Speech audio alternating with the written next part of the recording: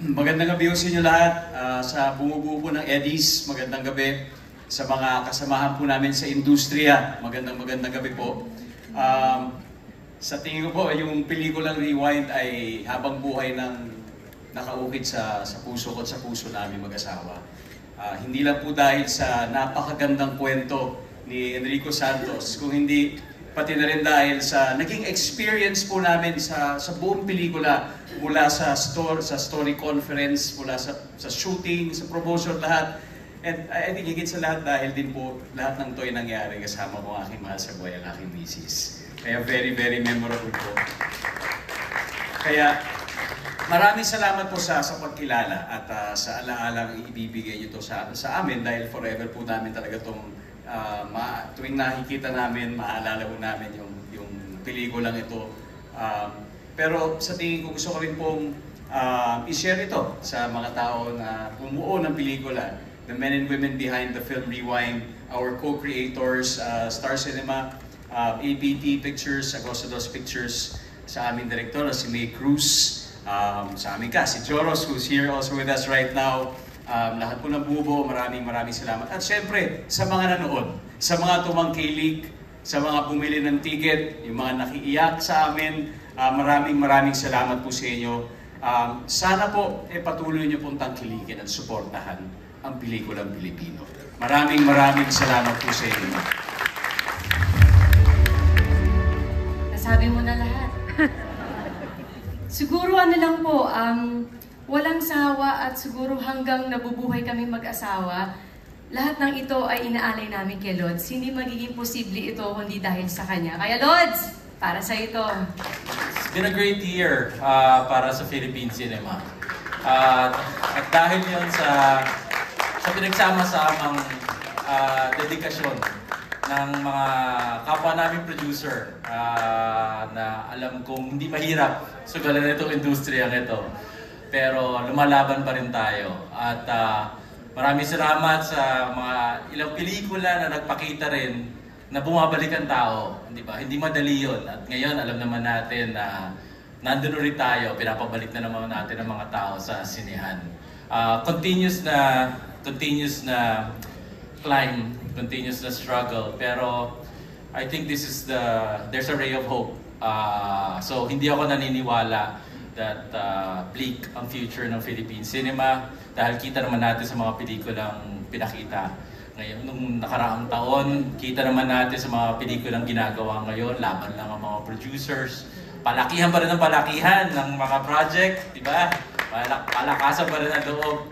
At nakakatuwa yung dedikasyon rin ng lahat ng mga bumubuo ng pelikula, mga artista, obviously, mga director, writers, production designers, cinematographers, editors, everybody. Kasi parang unspoken, nangangarir lahat. Pagandahin natin to. Patunayan natin maganda to. At lalong-lalo na maraming salamat sa entertainment press, sa mga editors. Kasi supportan nyo, importante. Kasi lahat itong ginagawang ito, kayo yung nagsasabi sa tao na tangkilikin kasi pinaghirapan, pinaganda. Hindi totoo na basta-basta binuo itong mga pelikulang to. Yung mga kwentong yun hindi pwede manggaling sa amin, nagkagaling sa inyo. So maraming salamat doon. At maraming salamat muli sa pag-suporta nyo sa industriya. Maraming salamat sa Quantum, sa October Train Films, sa pagbuo nitong About Us, Patata About Us, sa napakahusay naming cast of two. At sa lahat ng bumubuo ng team. Maraming salamat po. Thank you. Gusto ko munang batiin lahat ng mga nominado dito. Jello, Sid, Mr. Romnick Sarmenta. He's my best actor. And also si Dom at si Alden. I share this award with you guys. Whew, okay, can I just read this? Thank you to our dearly beloved editors for this award. I hold this close to my heart because it comes from friends from the industry. Thank you so much as we celebrate Philippine cinema. I'm reminded of the task. Dapat ba lang susulat na lang ako, mas kaya ko sabihin.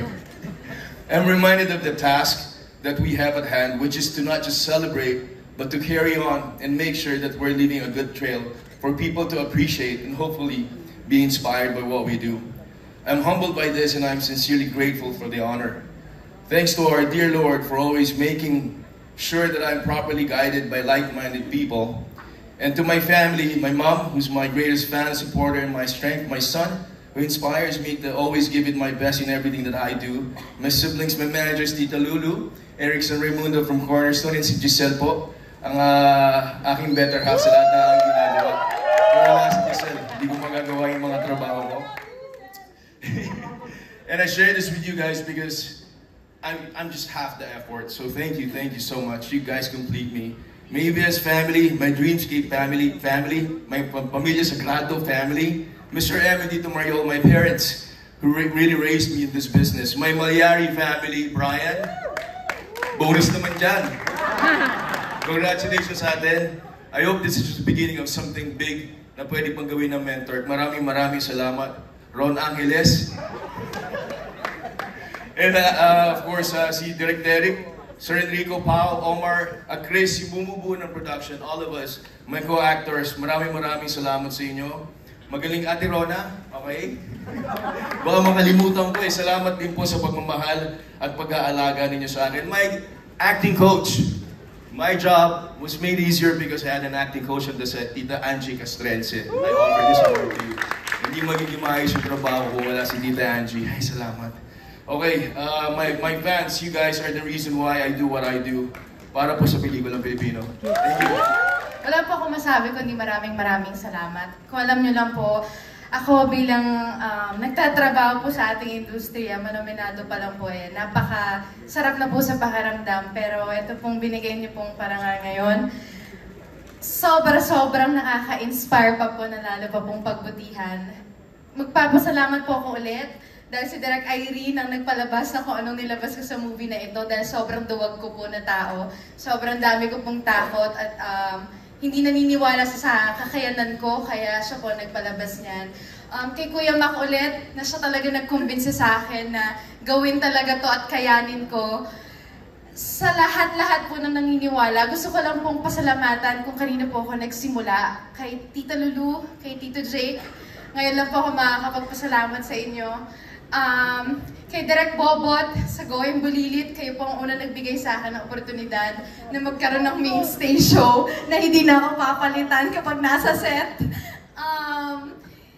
Mr. M, ang lagi pong naniniwala rin sa akin at syempre hindi ko pa rin po makakalimutan si Sir Deo sa lahat po ng roles na binibigay niya po sa akin. First adult roles na serious roles na binigay niya po, siya po ang unang naniwala sa akin at syempre po sa aming bosses sa ABS-CBN.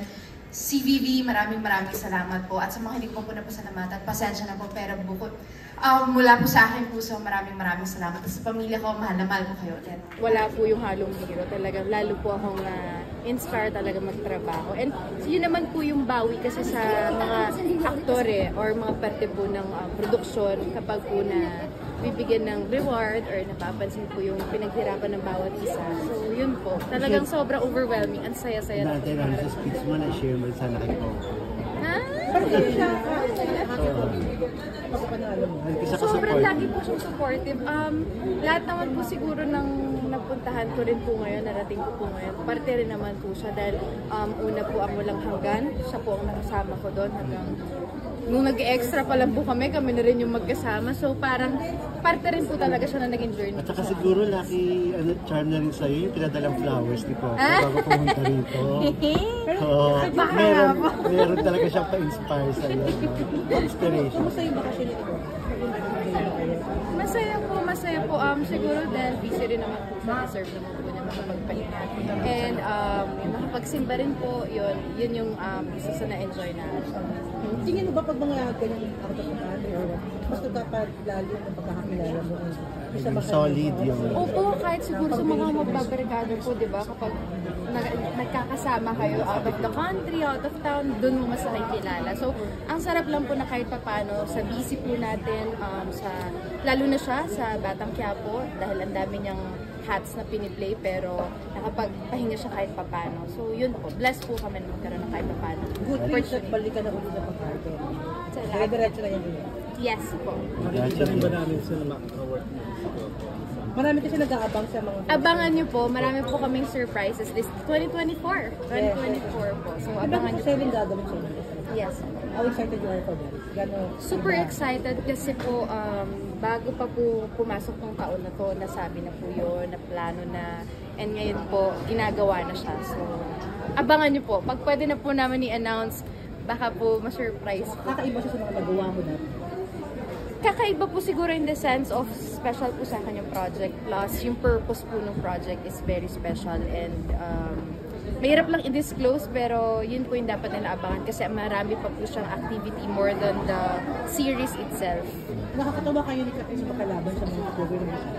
Ano lang feeling mo? Yung narating mo pareho?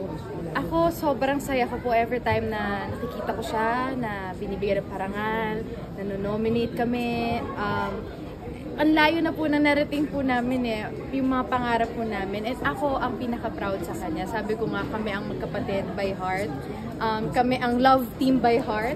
So, kung anong success ng isa, ganun din po ang saya nung isa. Kasi hindi yun nakikita ng tao sa social media, pero sobrang supportive si Katrin. Jules, kumusta ang lang yun? Ang condition ng puso? Ano rin thrive? Kung gano'n? Sobrang saya ko po. Ayun lang po yung masasabi ko. Sa lahat ng angulo? Sa lahat ng angulo ng buhay ko, lahat ng blessing, sobrang blessed ko po at sobrang happy. Looking forward to work with Katrin. Yes, actually we're really praying and hoping po na merong magandang project na ibigay po sa amin. Kasi iba rin makapag-work sa taong alam mo at mahal mong makatrabaho. So sana, hopefully soon, meron po project for us. Pero matapang mong pagganap dun sa private, may abangan bang masusundan na ganun? Actually, may dalawa pong naka-line up na mas matapang doon. Talaga? Hindi in the sense na iniisip nyo. Mas maganda pong material. Pero dapat abangan nyo po. Kasi si Katrin doon, ang tapang sa Adele doing. Are you open doing like Actually, open po ako sa challenges and siguro yun nga po yung kaya ko lagi nababanggit sa speech ko sa Sir Deo kasi yun po yung tinuro niya sa akin. Every time na may challenges, huwag kong i-close yung sarili ko sa box ko.